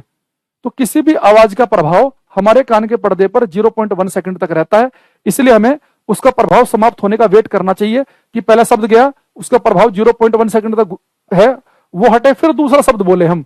तो इसलिए कोई व्यक्ति अगर बहुत ही स्पीड से बोल रहा हो तो हम कहते हैं भाई साहब आराम आराम से बोलो, क्योंकि दो शब्दों के बीच में गैप 0.1 सेकंड का नहीं बन रहा। अब आपको सोचो, अगर मैं किसी दीवार के नजदीक खड़ा हो गया, मैंने कहा हेलो, तो जो हेलो जाएगी, जो टकरा के वापस आएगी, तो जो गई और जो आई वो इतनी जल्दी वापस आ जाएगी कि गैप 0.1 सेकंड का बन ही नहीं पाएगा। लेकिन दीवार है मेरे से दूर, मैंने कहा हेलो, तो जो हेलो गई और जो टकरा के वापस आई, तो दूर अगर दीवार हुई तो 0.1 सेकंड का गैप बन सकता है। कम से कम 0.1 का बनना चाहिए, ज्यादा बन जाए उससे कोई दिक्कत नहीं है। तो अगर मुझे अपनी हेलो सुननी है, जो मैंने बोली और जो टकरा के वापस आई, इन दोनों हेलो को अलग अलग सुनना है, तो दोनों हेलो के बीच में कितना गैप होना चाहिए? 0.1 सेकंड का। दूसरा, साउंड की स्पीड हवा में कितनी होती है? 343 मीटर पर सेकंड। ये मैंने ले लिया 22 डिग्री सेल्सियस पर, 22-23 के आसपास ये वैल्यू रहती है। अब साउंड की स्पीड मुझे पता है कि जो साउंड गया और टकरा के वापस आया, कितना गैप है? 0.1 सेकंड का। ठीक, अब हमें यहां पे क्या निकालनी है? डिस्टेंस, दूरी। तो डिस्टेंस क्या होती है? Speed into time. स्पीड है 343, टाइम है 0.1, तो दूरी कितनी आ गई? 34.3 मीटर। बड़े ध्यान समझना, ये जो दूरी आई ना, क्या आई है? देखो 34.3 मीटर। यानी अगर आपको अपनी इको सुननी है, अगर आपको अपनी प्रतिध्वनि सुननी है, तो आपको दीवार से इतना दूर खड़ा होना पड़ेगा कि आपका साउंड जाए और टकरा कर वापस आए। तो वो साउंड जाने और आने में कुल कितनी डिस्टेंस ट्रेवल करे? 34.3 मीटर की। ये साउंड जाने और आने की दूरी है। मैंने बोला हेलो, अगर मेरा हेलो गया और टकरा कर वापस आया तो 34.3 मीटर की दूरी चलनी चाहिए, पर ये जाने और आने की दूरी है। मुझे तो केवल दीवार से दूरी निकालनी है, तो केवल दीवार तक की दूरी मैंने मान ली x, तो x कैसा आएगा? जो टोटल दूरी साउंड ने चली उसका आधा कर दो, तो 34.3 का आधा करेंगे तो 17.15 आएगा। इसलिए मैंने कहा था अगर आपको अपनी इको सुननी है, आपको अपनी प्रतिध्वनि सुननी है, तो आपको दीवार से कम 17.15 मीटर दूर खड़ा होना पड़ेगा। 17.15 मीटर ये मिनिमम दूरी है, क्योंकि हमने टाइम लिया मिनिमम वाला। तो आप समझ गए बात को। अगर आप किसी दीवार से दूर खड़े हैं, आप हेलो बोलेंगे, हेलो टकरा कर वापस आएगी, तो साउंड गया और आया, तो साउंड के द्वारा कुल दूरी कितनी चली जानी चाहिए? 34.3। तो साउंड के द्वारा जाने आने की दूरी है, तो एक तरफ की दूरी अगर हम निकालें आपके और दीवार के बीच की, तो उसकी आधी आएगी। ये मिनिमम है।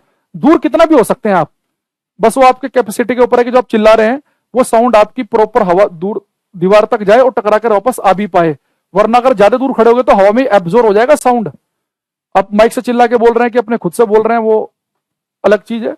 तो मिनिमम डिस्टेंस पूछता है, तो आपको ध्यान रखना है कि मिनिमम डिस्टेंस होनी चाहिए 34.15 मीटर की दूरी। अब देखो इस कॉन्सेप्ट से क्वेश्चन कैसे कैसे आए पेपर में। उसने कहा कि जो आप हेलो बोलते हैं और जो हेलो रिफ्लेक्ट होकर आती है, जो हेलो गई और जो रिफ्लेक्ट होकर आई, इन दोनों के बीच में कम से कम कितना गैप होना चाहिए कि दोनों को अलग अलग सुना जा सके? तो हम बोलेंगे 0.1 सेकंड का गैप। आपसे पूछा गया पेपर में कि इको जो है ये किस प्रिंसिपल पे काम करती है? आप बोलेंगे इको किस पे काम करती है? प्रतिध्वनि किस पे काम करती है? साउंड के रिफ्लेक्शन पे, कि साउंड गया और टकरा कर वापस आया। ठीक है, तो लिखेंगे यहां पर हम echo works on reflection of sound. प्रतिध्वनि ध्वनि के परावर्तन पर कार्य करती है। प्रतिध्वनि परावर्तन के नियम पर कार्य करती है। प्रतिध्वनि परावर्तन के नियम पर कार्य करती है, कि साउंड गया और परावर्तित होकर वापस आया। अब देखो मैंने आपको इसमें क्या क्या बताया, दोबारा सुनो। इको क्या है? अगर आपको अपनी इको अपनी प्रतिध्वनि सुननी है तो आपकी दीवार से कम दूरी होनी चाहिए 17.15 मीटर।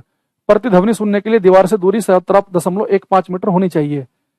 दूसरा, अगर आपको दो साउंड अलग अलग सुनने हैं, दो दो शब्द आपको अलग अलग सुनने हैं, तो उनके बीच में कम से कम कितना गैप होना चाहिए? 0.1 सेकंड का गैप होना चाहिए। प्रतिध्वनि किस सिद्धांत पर काम करती है? ध्वनि के परावर्तन के सिद्धांत पर कार्य करती है। ये तीन बातें इसके अंदर बताई गई हैं, इन्हें ध्यान रखना। अब यहां से पेपर में क्वेश्चन आया है, मैं चाहूंगा कि आप इस क्वेश्चन का आंसर दें। यहां देखो, उसने कहा एक बिल्डिंग है और इस बिल्डिंग के पास यहां पर एक कुत्ता है। ये मान लो कोई कुत्ता है, ये ठीक है, कुत्ता बना नहीं बना ये, ऐसा मान लो। अभी कुत्ता भौंक रहा है, इसने भौंका और फिर इसकी आवाज एक बिल्डिंग पर टकरा कर वापस आई। तो कुत्ते को जो अपनी इको सुनी, कुत्ते ने बोला, मान लो कुत्ता बोला भौ, वो भौ गया, टकरा के भाव वापस आया। तो कुत्ता जो भौंक रहा है, इसे अपनी प्रतिध्वनि जो सुन रही है, वो 0.4 सेकंड के बाद कुत्ते को अपनी प्रतिध्वनि सुनाई दी। प्रतिध्वनि यानी कि जो उसने बोला, जो टकरा कर वापस आई, वो उसे 0.4 सेकंड के बाद सुनी। अगर साउंड की जो स्पीड है हवा में आज 340 मीटर पर सेकंड हो, तो आपको बताना है कि इस कुत्ते की बिल्डिंग से दूरी क्या है, इसकी कुत्ते की बिल्डिंग से डिस्टेंस क्या है। एक कुत्ता जो है एक बिल्डिंग के नजदीक खड़ा होकर भौंक रहा है, इस कुत्ते को अपनी प्रतिध्वनि जो है 0.4 सेकंड के बाद सुनती है। तो कुत्ते की आपको बताना है, लंगूर लग रहा है तो ना, कुत्ता कम लग रहा है, लंगूर बंदर ज्यादा लग रहा है। बताओ, दिव्यांशु का महागलत।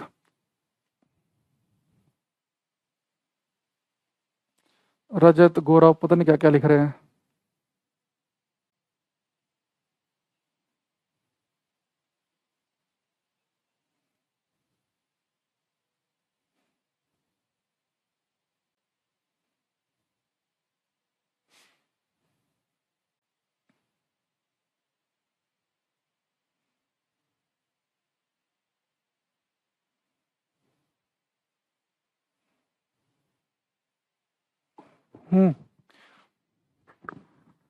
देखो, आपने एक चीज देखी कि ये बच्चे कुत्ता है, ये कुत्ता भौंका और इसकी और टकरा के वापस आई।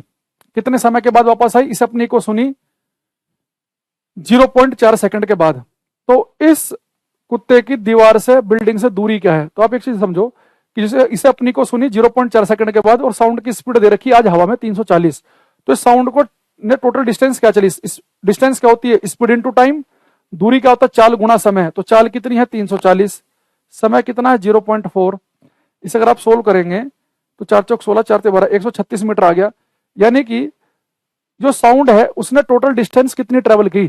साउंड ने टोटल डिस्टेंस ट्रेवल की 136 मीटर जाने और आने में। लेकिन हमें तो केवल दीवार तक की दूरी निकालनी है, तो दूरी क्या होगी? टोटल डिस्टेंस जो ट्रेवल की उसका आधा करना पड़ेगा। 136 का आप आधा करेंगे तो 68 मीटर आएगा। तो जिन जिनका 68 मीटर आया उन सबका ठीक है, बाकी गलत है। नितिन, अभिषेक का सही है, अनु का गलत है, अभिषेक 6.8 लिख रहा है, दूसरे वाला गलत। सालू 5.6 बता रही है, गलत है। दिव्यांशु इनका सही है, रोहित का गलत है। भाई एक चीज बताओ, सेम वही तो क्वेश्चन है जैसे पहले पूछा था मैंने कि एक व्यक्ति खड़ा है, भाई मिनिमम जो टाइम होना चाहिए 0.1। आप थोड़ा दूर खड़े हो जाओ तो जो साउंड गया और जो वापस आया उसमें समय लग गया 0.4 सेकंड का। तो इको का मतलब क्या होता है कि आपका साउंड गया और वापस आया, तभी तो आपको इको सुनेगी। तो इको सुनी 0.4 सेकंड में, तो 0.4 सेकंड में साउंड ने कुल दूरी तय करी 136 मीटर की। तो 136 तो टोटल दूरी तय की। तो हमें तो के लिए निकालना ना कि इसकी बिल्डिंग से दूरी क्या, तो इसका आधा आएगा। और साउंड की स्पीड जो उसने पेपर में दे रखी है वो लेने के चलनी है, 343 लेके मत करना। एक 68 मीटर पर सेकंड बता रहे भैया, दूरी को मीटर में नापते हैं, अदर 68 मीटर आएगा, मीटर पर सेकंड कहां से आ जाएगा? चलो अब लिखेंगे एक रिवर्ब्रेशन, गूंज। इसे शायद हिंदी में ना ये भी लिखते हैं कुछ, अनुरण, पता नहीं क्या अनुरण, क्या ऐसे कुछ भी है इसका एक हिंदी नाम। अगर किसी को पता हो तो लिखने के बार सामने, रिवर्ब्रेशन, गूंज। अब देखो, ले भाई पिछली वाली स्लाइड देख ले यार।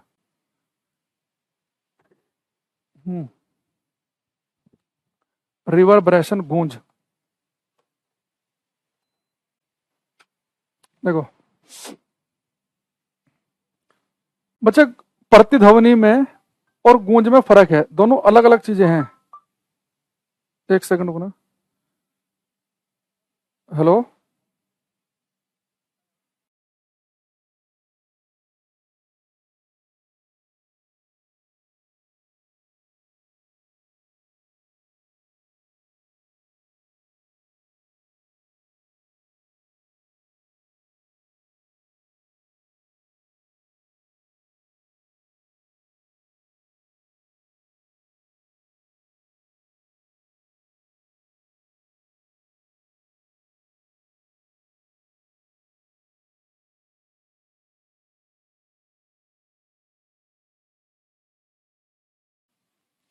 हेलो। देखो, अब ये बच्चे जो गूंज है, इस पे एक बार ध्यान समझना है। यहाँ पे गूंज से देखो, अनुरण, क्या बोलेंगे भाई, मैं ऐसे बोल नहीं पा रहा हूँ। अनुरण, रण, जो भी है, ठीक है। तो मैंने लिख दिया यहाँ पे गूंज। अब बहुत सारे बच्चे प्रतिध्वनि, जो हमने पढ़ा था ना, इको, हेलो हेलो, और ये गूंज को एक ही चीज समझ लेते हैं। अगर हिंदी वालों को कंफ्यूजन हो जाए ना, एक बार इंग्लिश वाला नाम देख लेना, पेपर में चेंज करने का ऑप्शन आता है ना, तो पर इको पूछा गया कि उसने रिवर्बरेशन पूछा है, उसे थोड़ा सा ध्यान से देख लेना एक बार पेपर में। देखो, इको क्या थी और गूंज क्या है, इसमें फर्क समझना। आप किसी पहाड़ी एरिया में गए, आपने बोला हेलो, और आपको सुन रहा है हेलो हेलो हेलो हेलो, वो तो इको है, प्रतिध्वनि। गूंज पता क्या है? आप कभी किसी बड़े से हॉल में खड़े हो ना, खाली कमरे में, और आप बोलना हेलो, आपको अपनी हेलो से सुनेगी हेलो, यानी वो हेलो आपको लगेगा कि बहुत देर तक हवा में ठहरी हुई है और खत्म ही नहीं हो रही। ओए, अब अगर बहुत देर तक अगर साउंड हवा में ठहरा हुआ सा लगे आपको, तो हम कहते हैं कि आवाज हमारी गूंज रही है। ये सब कहते हैं हेलो हेलो हेलो हेलो, ये गूंज नहीं है, तो प्रतिध्वनि है, ये तो इको है। वो हम लोकल लैंग्वेज में कई बार उसे कहते हैं कि आवाज गूंज रही है। गूंजना नहीं, गूंजना तो ये है हेलो गौतम, नितेश, डीजे, ये है आवाज का गूंजना। अभी आवाज हमारी कब गूंजती है? अगर आप किसी खाली से कमरे में हैं, और मान लो उस कमरे की दीवारें 17 मीटर दूर तो नहीं है, नजदीकी है, और कमरा बिल्कुल खाली है। तो अब जैसे इस कमरे की बात करूं मैं, जैसे छोटा कमरा है, अगर बिल्कुल खाली हो, मैं बोलूं हेलो, तो मेरी हेलो बच्चे इस वाली दीवार से टकराएगी, इस वाली दीवार से, इस वाली दीवार से, पीछे वाली से, छत से, और यहां से। अब मैंने जब हेलो बोला, अब जो हेलो इस वाली दीवार से टकरा के वापस आई, अब ये तो 0.1 सेकंड से पहले आ जाएगी, क्योंकि दीवार तो नजदीक ही है। तो जो हेलो टकरा के दीवार से वापस आई, वो मुझे अलग तो नहीं सुनेगी, लेकिन जो मैंने हेलो बोला, अभी वाली हेलो खत्म भी नहीं हुई थी, जो दीवार से टकरा के वापस आई, वो इसी में चिपक गई। इस वाली दीवार से टकरा के आने वाली भी इधर चिपक गई, ये वाली दीवार की भी, छत वाली भी, ऐसे भी। तो ये साउंड लंबा सा ठहरा हुआ लगेगा, हेलो। अगर ये दीवारें दूर होती तो लगता hello hello hello hello hello, लेकिन अभी क्या बन रहा है, हेलो। तो हमारी आवाजें कब गूंजती हैं? अगर हम किसी खाली कमरे में खड़े हों, एक खाली से कमरे के अंदर हो, और उस खाली से कमरे के अंदर अगर दीवारें 17 मीटर से अधिक दूरी पर नहीं है, नजदीक नजदीक है, कमरा बिल्कुल खाली है, तो हमारी आवाजें गूंजती हैं। लेकिन नॉर्मली हमारे घर में आवाजें क्यों नहीं गूंजती? क्योंकि घरों में कर्टेन, पर्दे लगे होते हैं। ये घर में पर्दे केवल खूबसूरती के लिए नहीं है, आवाज को एब्जॉर्ब करने काम भी आते हैं। आपने कहा हेलो, आपके घर में जो कर्टेन है, इनके ऊपर हेलो टकराएगी और एक साउंड को एब्जॉर्ब करने काम करते हैं। नीचे जो कारपेट बिछी है घर में, अगर आप बड़ा सा होल है, अगर आपके घर में जो कारपेट बिछी होती है, वो भी साउंड को एब्जॉर्ब करती है। घर में जो फर्नीचर रखा है, सामान रखे हैं, साउंड को एब्जॉर्ब करते हैं। इसलिए हमारे घर में आवाज गूंजती हुई दिखती है जब हम दिवाली पे पेंट कराते हैं। दिवाली पे पेंट कराओगे, पूरा घर का सामान बाहर निकाल दोगे, कमरे में पेंट हो रहा, बिल्कुल खाली कमरा है, तो जो बंदा पेंट कर रहा है उससे बात करना, थोड़ी सी आवाज लगेगी, जैसे गूंज सी रही, जल्दी खत्म सी नहीं हो रही है। तो अगर पेपर में आपसे कह दे कि जो इको है, जो प्रतिध्वनि है, सॉरी जो रिवर्बरेशन है, जो गूंज है, ये गूंज ना बने, गूंज को एब्जॉर्ब करने के लिए हम क्या कर सकते हैं? तो हम बोलेंगे भाई कर्टेन, पर्दे वर्दे का यूज करें, कारपेट बिछाएं, कमरा बिल्कुल दीवारें खाली ना हो उसकी, ताकि साउंड टकरा के वापस ना आए। एक बच्चा कहता है बाथरूम में आवाजें गूंजती हैं। बाथरूम में क्योंकि बिल्कुल खाली खाली से रहता है, वहां कर्टेन पर्दे तो लगाते नहीं हम बाथरूम में, तो उसके अंदर आवाजें गूंज सकती हैं। अगर मान लो उसमें भी कोई बड़े एक ऐसा बना हुआ है ना, कोई कुछ खिड़की सी ऐसे खुली हुई है, कोई आला सा बना हुआ है, तो उसमें साउंड निकल जाएगा, तो उसमें भी कम गूंजती हुई लगेंगी। बाथरूम बिल्कुल ही बंद है और कुछ उसके अंदर नहीं है, तो उसके अंदर आवाजें आपकी गूंज सकती हैं। दूसरी चीज, अगर आप कभी थिएटर में जाओ, थिएटर की दीवारें देखना, आप लकड़ी की बनी होती हैं। क्यों? तो थिएटर तो बहुत भाई खुला सा है, लंबा चौड़ा है, तो उसके अंदर ज्यादा आवाजें गूंज सकती हैं। तो थिएटर की दीवारें बनाई जाती हैं लकड़ी की, और उन लकड़ी की दीवारों में बारीक बारीक से होल छेद कर लेते हैं। अगर दीवारें लकड़ी की हों, आप इनके अंदर बारीक बारीक पतले पतले छेद कर लें, तो ये दीवारें भी साउंड एब्जॉर्ब करने काम करती हैं। आप बोलोगे हेलो, आपकी हेलो जाएगी और इन छेद में टकराते ही इनके अंदर एब्जॉर्ब हो जाएगी। तो पेपर में क्वेश्चन आता है कि थिएटर की दीवारें लकड़ी की क्यों बनाते हैं, तो बोलेगा ऐसा करने से सस्ता पड़ता है, थिएटर कभी टूट जाए तो लोग ज्यादा नहीं मरेंगे, ऐसे फालतू के ऑप्शन। और एक लिख देगा गूंज को एब्जॉर्ब करने के लिए, ताकि गूंज ना बने। तो जो मल्टीपल रिफ्लेक्शन हो रहे हैं, इस दीवार से साउंड टकरा के वापस आ रही है, इस दीवार से आ रही है, इस दीवार से आ रही है, इस दीवार से आ रही है, जो साउंड आपस में आके मिल रहे हैं, और वो साउंड लग रहा है कि बहुत देर तक हवा में ठहरा हुआ है, हेलो, जो गूंज बन रही है, ये ऐसा माहौल ना बने, आवाज बिल्कुल क्लियर सुने। तो उसके लिए हम क्या करेंगे, थिएटर की दीवारें बनाते हैं लकड़ी की, ताकि गूंज एब्जॉर्ब करे। बड़े बड़े हॉलों में देखना, ऊपर वो थर्माकोल टाइप से छत बनी होती है वैसी, उस वो भी साउंड एब्जॉर्बर को करने काम करते हैं। आप जो थिएटर में जो चेयर होती है ना, कुर्सी, उसका मटेरियल भी ऐसा यूज किया जाता है साउंड को एब्जॉर्ब करे। कर्टेन पर्दे लगे होंगे, नीचे कारपेट सी बिछी होगी, ये सब को मिला के साउंड एब्जॉर्ब करने करने काम किया जाता है। ये मेरा छोटा सा जो कमरा है, जिसमें मैंने स्टूडियो बना रखा है घर में, 3 कर्टेन इधर है, इसमें 3 इधर है, 6, 3 इधर है, 9। तो 9 तो इसके अंदर कर्टेन लगे हुए हैं इसके अंदर। एक नीचे ग्रीन मैट बिछी हुई है, एक इधर भी एक और मैट दूसरी यहाँ पे एक लगी हुई है। इसके अंदर ये सब कुछ कर कुरा के, और ये फिर जो हमारे पास जो ये माइक है, ये भी थोड़ा महंगे वाला आता है, जो 27-28 हजार रुपए का। ये सारे काम करके ऐसा होता है कि कमरे में बिल्कुल भी आवाज ना गूंजे, जैसा टीचर बोल रहा है बिल्कुल एक एक शब्द बच्चे को वैसे सुने। तो सब पूरी सेटिंग की जाती है इसकी, कि ऐसे यहाँ कर्टेन लगेंगे, यहाँ ये लगेगा, यहाँ लगेगा। अगर ये और ज्यादा छोटा होता और अच्छा करना होता, तो फिर इसकी मैं शायद छत में भी कुछ कराना पड़ता, बहुत सारी चीजें करनी पड़ती हैं। तो लिखेंगे यहाँ पे हम, the walls of theatre, the walls of theatre made of wood, made of wood, so that reverberation, so that reverberation can be absorbed, so that reverberation can be absorbed। Hindi में लिखेंगे, थिएटर की दीवारें लकड़ी की इसलिए बनाई जाती हैं, थिएटर की दीवारें लकड़ी की इसलिए बनाई जाती है, थिएटर की दीवारें लकड़ी की इसलिए बनाई जाती हैं ताकि वो, थिएटर की दीवारें लकड़ी की इसलिए बनाई जाती हैं ताकि वो गूंज को अवशोषित कर सकें। थिएटर की दीवारें लकड़ी की इसलिए बनाई जाती हैं ताकि वो गूंज को अवशोषित कर सकें। एक बच्चा कह रहा है, सर साउंड गूंजती नहीं है क्या 17.5 मीटर से ज्यादा? अगर सारी दीवारें 17 मीटर से ज्यादा अधिक दूरी पर है, तो फिर वो इको बनने लगेगी, हेलो हेलो हेलो बनने लगेगा।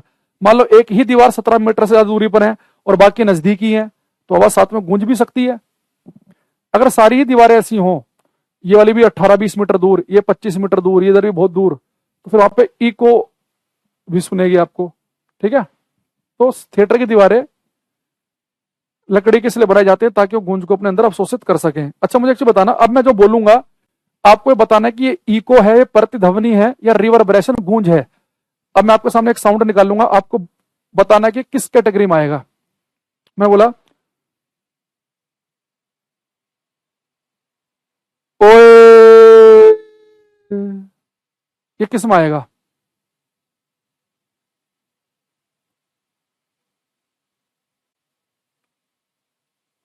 क्या है ये? ओए, ये इको गूंज, इको प्रतिध्वनि है या रिवर्बरेशन गूंज है? क्या है ये?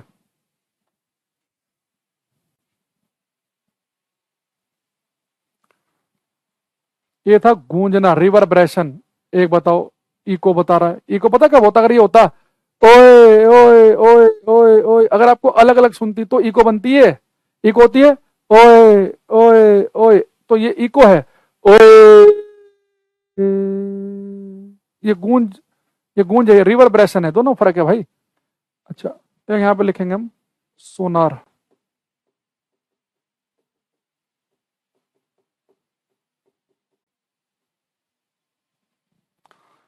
अच्छा, सोनार जो है, सोनार, इसका हमने पहले जिक्र किया था एक दिन क्लास में, कि अगर आपको पानी के अंदर कोई चीज अगर आपको ढूंढनी है, पानी के अंदर कोई चीज ढूंढनी है, तो हम सोनार सिस्टम का यूज करते हैं। चाहे पानी के अंदर समुद्र की गहराई पता करनी हो, समुद्र के अंदर दुश्मन की पनडुब्बी सबमरीन तो नहीं है उसका पता करना हो, या समुद्र में मान लो कोई जहाज टूट के गिर पड़ा और आपको पता करना है कि लास्ट सिग्नल इस एरिया से आया था, तो इस एरिया में कहां पर बड़ी सी चीज पड़ी हुई है। तो समुद्र के अंदर आपको टूटे हुए जहाज ढूंढने हो, समुद्र के अंदर आपको सबमरीन पनडुब्बियां ढूंढनी हो, दुश्मन की पनडुब्बी की लोकेशन पता करनी हो, या आपको पानी गहराई पता करनी हो, या आइसबर्ग कि पानी के अंदर समुद्र के अंदर कहाँ कहाँ पे आइसबर्ग हैं बड़े बड़े, उनका पता करना हो, पानी के अंदर कोई भी चीज ढूंढनी हो, तो हम इसे काम करते हैं। ये बच्चा कह रहा है तू जब जब मुझको पुकारे, सॉन्ग की स्टार्टिंग सर इको से हुई है, आई में आई, आई में आई, मुझे गाना याद नहीं आ रहा, ऐसा है क्या गाना? आई आई आई आई आई आई आजा, अच्छा ये वाला क्या? एक कह रहा 20,000 से कम फ्रीक्वेंसी, अरे भाई 20,000 से ज्यादा फ्रीक्वेंसी अल्ट्रासोनिक होती है। हम्म, चलो, तो सोनार का यूजेज लिख लेते हैं हम। उपयोग, आई आई आई आई आई आई, ये ई को बिल्कुल सही कह रहा लड़का एकदम, ये कितना बढ़िया एग्जांपल दिया इन्होंने हमें, आई आई आई आई आई। तो इसका यूज क्या है सोनार का? टू फाइंड सी डेप्थ, समुद्र की गहराई का पता करने में, टू फाइंड सी डेप्थ, समुद्री गहराई का पता करने में। हम्म, और समुद्र गहराई पता करने में सोनार का यूज करते हैं। अगर बच्चे कभी समुद्र गहराई पता करने क्वेश्चन आ जाए और सोनार ऑप्शन में लिखा ना मिले, तो आपको फैथोमीटर भी लिखा मिल सकता है, इसका काम भी है गहराई का पता करना, फैथोमीटर। तो टू सी सी डेप्थ, समुद्र गहराई पता करने के लिए हम सोनार का यूज करते हैं। Second, to find enemy submarine, दुश्मन की पनडुब्बी का पता करने में, टू फाइंड एनिमी सबमरीन, दुश्मन की पनडुब्बी का पता करने में। तीसरा, to find wreck ships inside the sea, inside the sea, समुद्र के अंदर पड़े टूटे जहाजों का पता लगाने में, समुद्र के अंदर पड़े टूटे जहाजों का पता लगाने में। देखो भाई साहब खतरनाक बच्चे हैं क्लास में, पूरा अंतराक्षरी छिड़ दिया, कह रहा ओल्ड सॉन्ग है सर, फूलों के शहर में घर अपना, क्या समा है, मैं आई आई आई आई। ये बिल्कुल सही लिखा लड़के ने एकदम। आज ये गाना सुना जाएगा अभी यूट्यूब पे थोड़ी देर बाद। तो समुद्र गहराई पता करने के लिए सोनार, दुश्मन की पनडुब्बी का पता करने के लिए सोनार, रैक यानी कि टूटे हुए खराब टूटे हुए जहाजों का पता लगाने के लिए सोनार, टू फाइंड सी डेप्थ, समुद्र गहराई का पता करने में, दुश्मन की पनडुब्बी का पता लगाने में, समुद्र के अंदर पड़े टूटे जहाजों का पता लगाने में। अच्छा, एक इसमें क्वेश्चन आता है कि सोनार की फुल फॉर्म क्या है? Sound navigation and ranging, sound navigation and ranging, ये इसकी फुल फॉर्म है, साउंड नेविगेशन एंड रेंजिंग। ठीक है, साउंड नेविगेशन एंड रेंजिंग इसकी फुल फॉर्म बनेगी। अच्छा, इसके अलावा साउंड नेविगेशन एंड रेंजिंग के अलावा एक क्वेश्चन आता है कि सोनार में हम, ये ज्यादा इंपॉर्टेंट क्वेश्चन है कि सोनार सिस्टम में हम किस वेव का यूज करते हैं। तो मैं आपको पहले बता चुका हूं, सोनार सिस्टम में यूज किया जाता है अल्ट्रासोनिक वेव, परासरवे तरंगे, अल्ट्रासोनिक वेव। ठीक है, ये बच्चा कह रहा टाइटैनिक शिप नहीं मिली, अरे मिल गई है टाइटैनिक शिप, उसका तो पूरे जाके कई वीडियो भी है उसके ऊपर, डिस्कवरी ऐप डाउनलोड करना, उसके अंदर पूरी बनी हुई है उसके अंदर। ठीक है, अच्छा, तो सोनार की full form sound navigation and ranging याद रखना है। सोनार सिस्टम में अल्ट्रासोनिक वेव का हम यूज करते हैं, अल्ट्रासोनिक वेव जाएंगी टकराएंगी समुद्र की तली पर वापस आएंगी, तो उससे हम पूरा गहराई बहराई का पता लगाते हैं। इसका हम यूज कहाँ कहाँ करते हैं ये थोड़ा सा ध्यान रखना। ठीक है, मेनली पानी के अंदर कोई भी चीज ढूंढनी है तो सोनार। आगे हम पढ़ेंगे इलेक्ट्रोमैग्नेटिक वेव में, अगर हवा में कोई चीज पकड़नी है आपको, हवा में एयर में, तो फिर हम रडार का यूज करते हैं एयर के लिए। ठीक, अच्छा, एक जो टेक्स्ट लिखेंगे ये मैं इसी चैप्टर में पढ़ा देता हूं बच्चों को, इलास्टिसिटी, प्रत्यास्थता,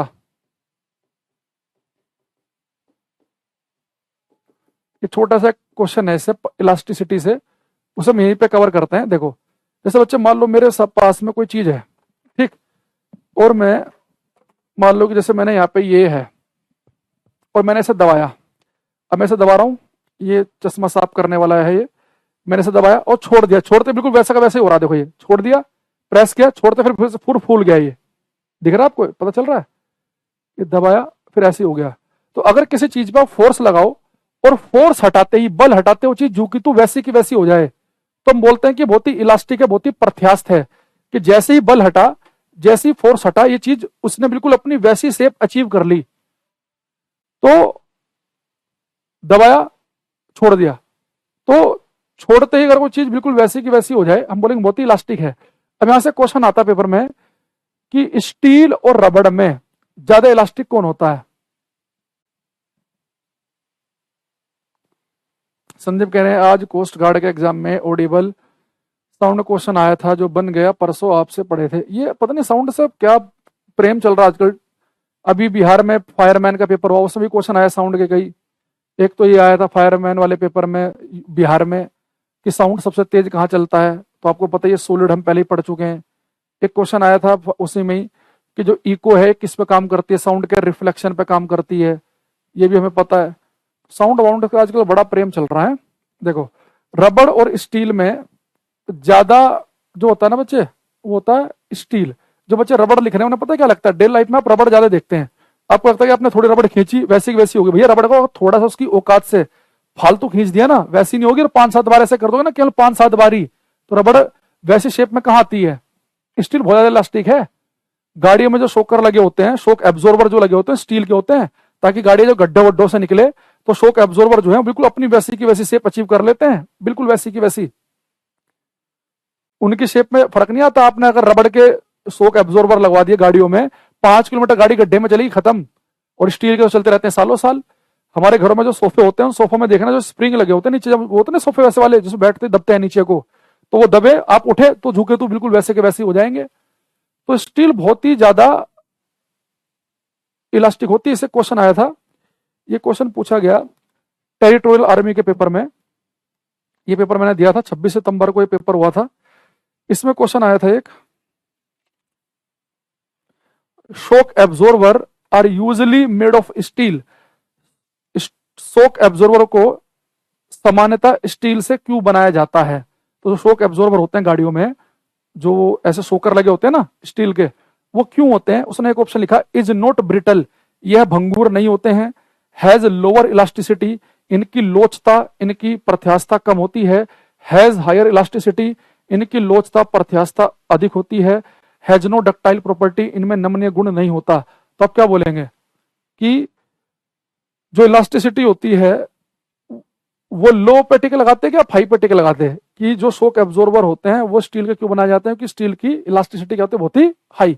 वो कितना भी आप गाड़ी गड्ढे वड्ढे में को निकलेगी, वो झुके तो फिर बिल्कुल वैसे हो जाएंगे, फिर कहीं दबेगी गाड़ी गड्ढे में को फिर ऐसे हो जाएंगे। तो शॉक एब्जॉर्बर स्टील के बनाए जाते हैं, इलास्टिसिटी बहुत ही हाई है। तो लिखेंगे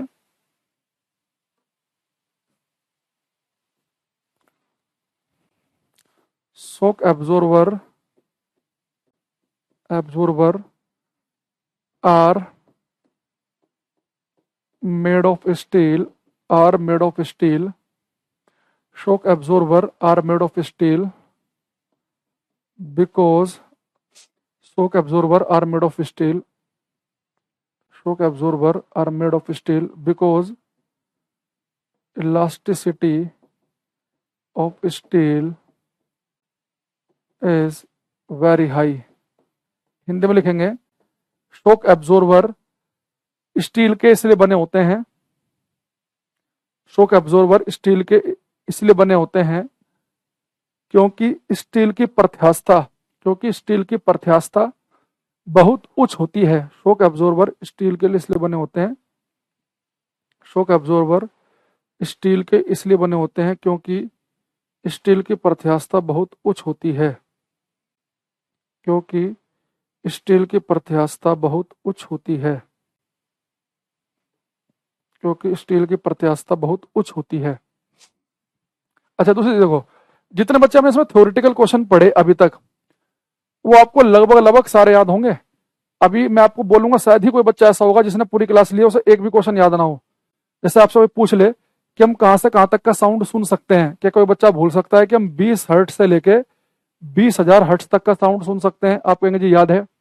आपसे कोई बोले कि आपको अपनी इको सुननी है, प्रतिध्वनि, तो दीवार से दूरी क्या होनी चाहिए? सर 17 मीटर के आसपास की होनी चाहिए, ये भी आपको याद रहेगा। आपसे कोई कह देगा कि ये बताओ भाई कि थिएटर की दीवारें लकड़ी की क्यों बनाई जाती हैं?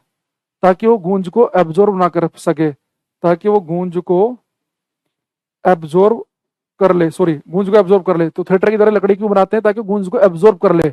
इसके अलावा कोई आपसे पूछ ले कि लाउडनेस, ध्वनि की प्रबलता को हम किस में नापते हैं? आप कहेंगे जी डेसिबल में नापते हैं।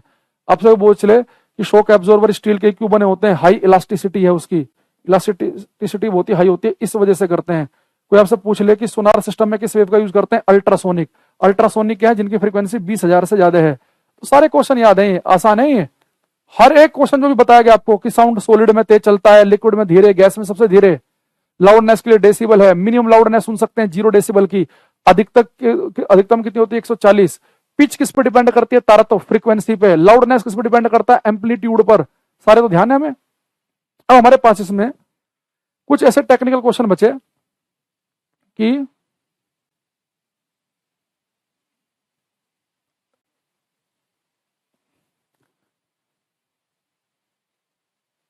अमन भाई आ सकता है, मैं क्या बताऊं इसमें। अच्छा एक चीज और है, एक ऐसे क्वेश्चन आपसे ये पूछ लेता हूं कई बार कि साउंड की स्पीड पर टेम्परेचर, तापमान का क्या प्रभाव पड़ता है? साउंड की स्पीड पर फलाने का क्या इफेक्ट पड़ता है? एक ये वाले क्वेश्चन बच्चे आपके, एक वो करेंगे हम नेक्स्ट क्लास में। और फिर हम स्टार्ट करेंगे इलेक्ट्रोमैग्नेटिक वेव, वैद्युत चुंबकीय तरंगे। ठीक है, तो इलेक्ट्रोमैग्नेटिक वेव, वैद्युत चुंबकीय तरंगे, और आपका क्या क्या चीजें वो हम नेक्स्ट क्लास में देखेंगे। ठीक है, सर फिजिक्स में न्यूमेरिकल भी करना है क्या? देखो अगर आप तैयारी कर रहे हैं एसएससी की तो नहीं करने हैं, यूपी वगैरह के पेपर में कर रहे हैं तो नहीं करने हैं, उनमें न्यूमेरिकल नहीं आते। हाँ न्यूमेरिकल आ जाता है किसके अंदर? सीडीएस के पेपर में होती बेसिक सा, तो हम क्लास में डिस्कस करेंगे उसका। या अगर आप कोई बच्चा असिस्टेंट वायरलेस ऑपरेटर की, इनके पेपर की तैयारी कर रहा है जहाँ पे साइंस ज्यादा आती है, 20-25 नंबर की आती है, ये यूपी में होता है, एक रेडियो ऑपरेटर का पेपर है, और एक जैसे कि अपना एसएससी का जो असिस्टेंट वायरलेस ऑपरेटर का, उसमें आ जाते हैं। डीजे कुछ नहीं लिखा मैंने, डीबी लिखा था। डीबी होता है डेसिबल का शॉर्ट फॉर्म, डेसिबल को लिखने का तरीका। ठीक है, चलो आज के इतने ही। और आपको जो पीडीएफ मिलती है ना, कंप्लीट मिलती है कि सारे के सारे चैप्टर की एक साथ, वो आप जाना अपने नोट्स वाले सेक्शन में, आपको पीडीएफ एक इंग्लिश की अलग होगी, हिंदी की अलग, वहां से कर लेना। ठीक है, ओके, टेक केयर।